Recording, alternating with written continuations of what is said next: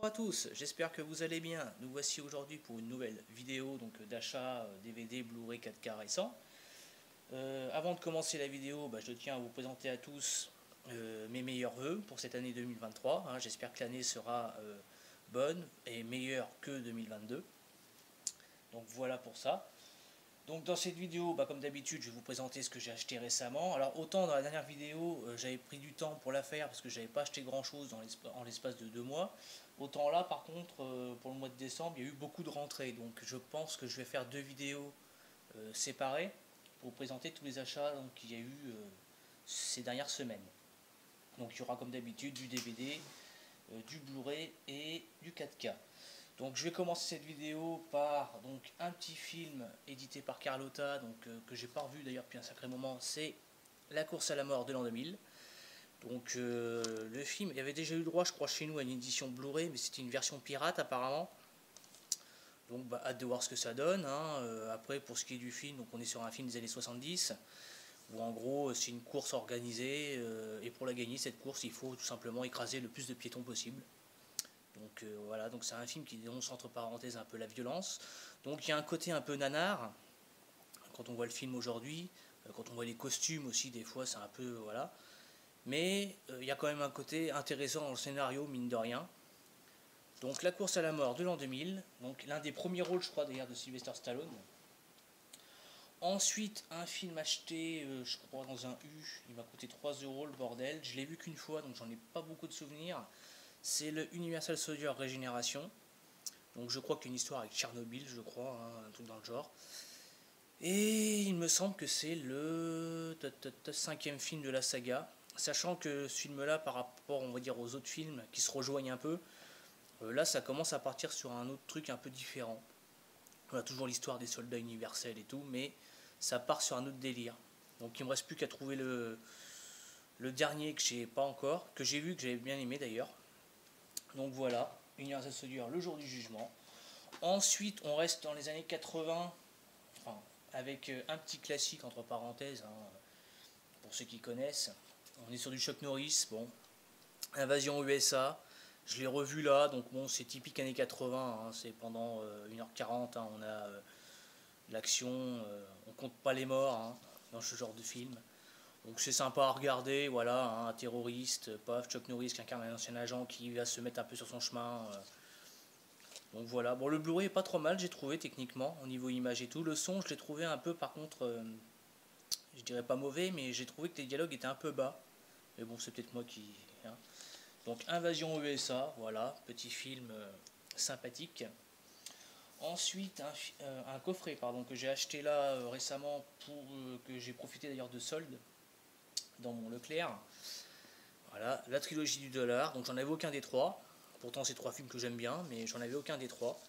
Voilà, donc des classiques, voilà, Clint Eastwood, dirigé par Sergio Leone. Voilà, 3 westerns qui ont un peu révolutionné le truc, le genre western quoi.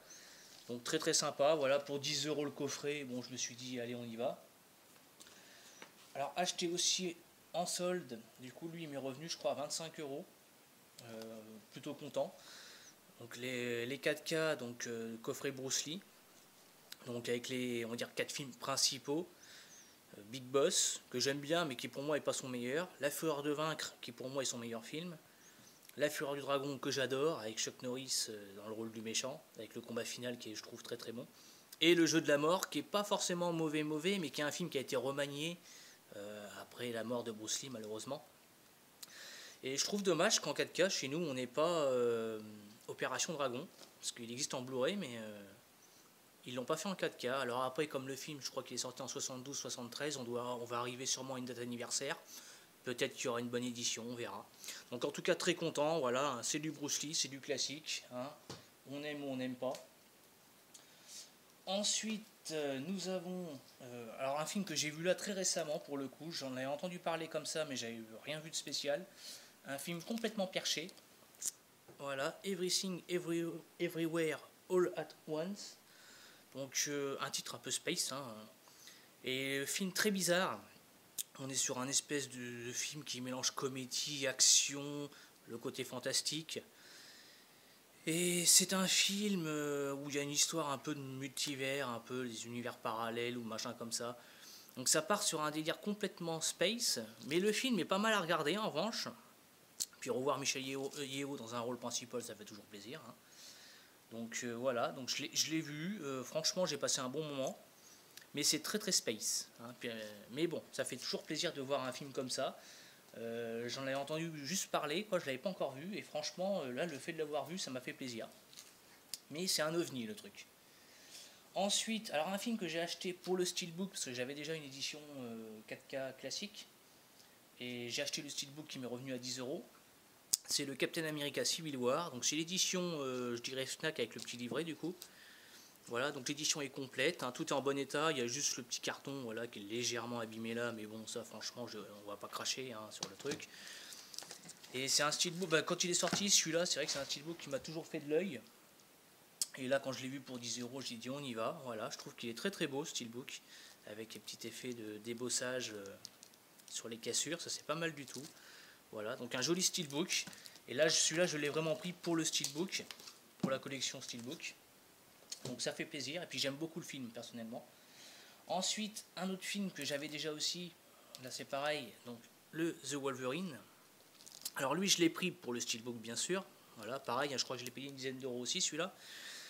Je l'ai pris donc pour le steelbook, parce que je n'avais pas de steelbook de ce film-là. Mais je l'ai surtout pris parce que dans l'édition steelbook chez nous en France, on a la version longue sur un Blu-ray qui n'est pas sur les éditions standards. Donc je l'ai pris par rapport à ça. Voilà, donc The Wolverine, que j'aime bien aussi perso. Ensuite, acheté pour 10 € les deux, donc c'est un coffret, donc The Equalizer en 4K. Alors j'avais déjà les Blu-ray, mais bon, autant passer au 4K, hein, voilà. Donc Equalizer, c'est sympa à regarder, franchement, c'est réalisé par Antoine Fuqua, ou Fuqua, je sais pas comment on dit. C'est très sympa, franchement. Voilà, on a Denzel Washington qui est un gars, on connaît pas grand chose de son passé, mais avec les événements qui vont se passer, voilà, le mec va se la jouer un peu justicier. Alors dans le premier, il se retrouve face à un réseau de trafiquants russes, je crois. Et dans le 2, je sais plus trop avec qui il se trouve. Mais le 2, je l'ai vu qu'une fois, je m'en souviens pas beaucoup, à part à la fin où il y a une tempête ou je sais pas quoi.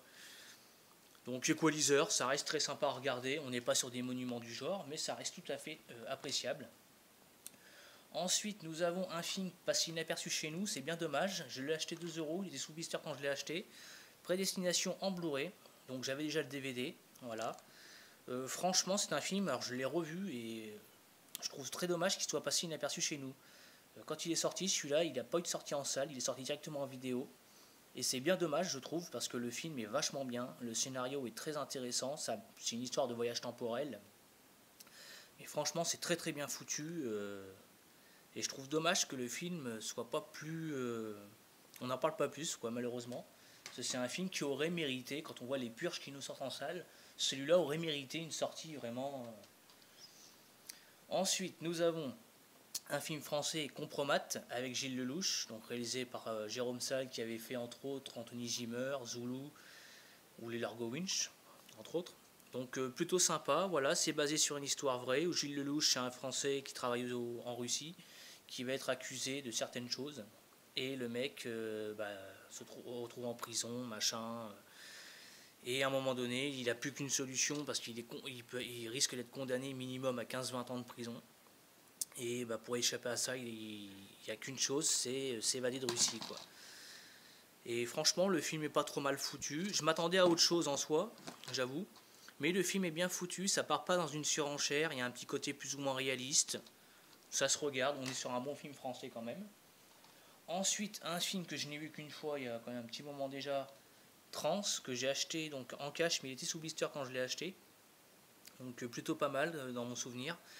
Avec James McAvoy qui incarne un commissaire-priseur qui s'associe à un voleur joué par Vincent Cassel. Et lors du vol, on va dire, en fait, je sais plus ce qui se passe, mais le mec va tomber, je crois, temporairement dans le coma ou quelque chose dans le genre. Mais quand il revient à lui, il a complètement oublié où il a caché le tableau en question. Et Vincent Cassel, qui lui veut récupérer son dû, va finir par faire appel à une spécialiste de l'hypnose, je crois, donc qui est jouée par Rosario Dawson. Et son objectif va être de lui faire retrouver la mémoire. Donc j'en garde un bon souvenir, mais je m'en souviens pas plus que ça, parce que j'ai quand même vu qu'une fois il y a assez longtemps. Un film que je connais pas du tout, Le Puits et le Pendule. Alors lui, je l'ai acheté, je crois, à 5 euros. Il était sous blister. Je crois que je l'ai acheté à U, celui-là. Bon, quand je vois un film de Stuart Gordon, je me dis que ça peut être intéressant. Voilà. Donc je connais pas du tout. À voir. Ensuite, un petit film qui m'a bien fait délirer, Un talent en or massif, avec Nicolas Cage, qui depuis quelques temps fait un petit comeback plutôt sympa. Il commence à refaire quelques films plutôt bien, parce que bon, il a eu une période assez, on va dire, difficile. Et ce film-là m'a bien fait marrer. Voilà, il joue son propre rôle, c'est bien foutu, ça joue pas mal la carte de l'autodérision. Et franchement, pendant 1h40, on se marre bien. Et c'est un film qui est bourré de clins d'œil à la filmo de Cage, hein, bien sûr. Hein. Mais franchement, très très sympa. Moi, ça m'a bien fait délirer. Ensuite, RIPD, l'édition 4K. J'avais pas trop aimé le film à l'époque, je l'ai revu et j'avoue que bien qu'il y ait un bon casting, j'ai un peu de mal. Un film un peu dans l'ambiance Men in Black, hein, en quelque sorte, avec des morts qui se retrouvent dans une société, donc les RIPD qui en gros sont chargés un peu de gérer les mauvais fantômes, on va dire, les mauvais esprits. Mais j'avoue que j'ai un peu de mal avec ce film. Alors il y en a eu un 2 que j'ai pas du tout envie de voir pour l'instant. Ensuite, un film acheté pour le Steelbook qui m'a coûté 4 euros. Celui-là, il était sous blessure quand je l'ai acheté. C'est le Steelbook de Tintin. Voilà, la version de Spielberg.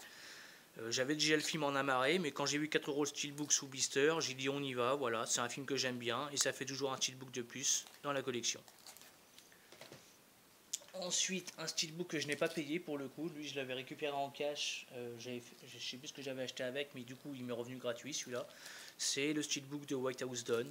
Voilà, qui est un petit Die Hard réalisé par Roland Emmerich. Alors, c'est pas un gros film, je trouve, mais ça reste sympa à regarder. Voilà. Ensuite, un film coréen, Défense d'atterrir, qui mélange thriller, catastrophe, un peu le côté drame.